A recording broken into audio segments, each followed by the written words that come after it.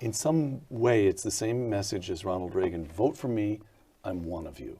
Yeah, I think it is, and I think that's what I wrote the book to do two things: to tell the deplorables and their irredeemables that there was a logical case historically and analytically for their vote, and two, to tell people on the left and right, just put away your prejudices and your stereotypes and ask yourself how a person, for the first time in American history, without political or military experience, one, without calling up the Council on Foreign Relations, without consulting the Hoover Institution of the Brookings, and what does that say about a person's empathy and credentials?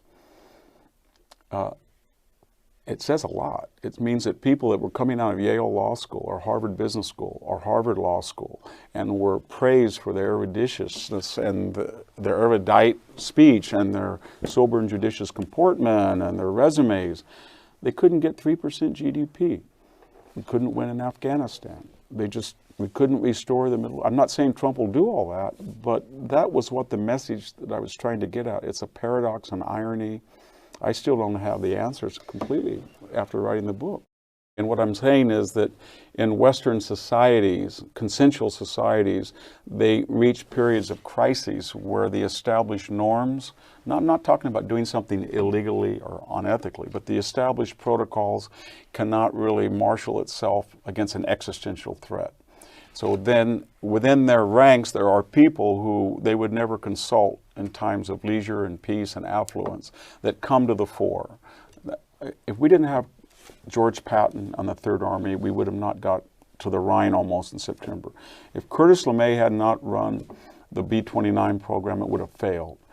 If Shane had not ridden in, there wouldn't have been a sodbuster community. Jack Palance would have taken over the whole thing.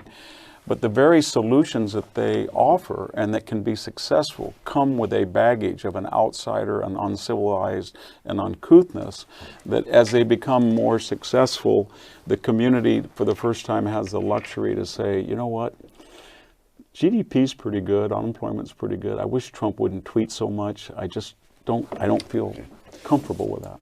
One of the reasons that we do this is Trump's success, whether we like it or not, is a referendum on the status quo credentials of a president.